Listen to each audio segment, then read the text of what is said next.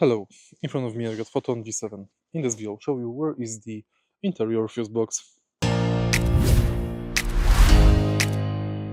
To find interior fuse box in your car, take a look under the dashboard.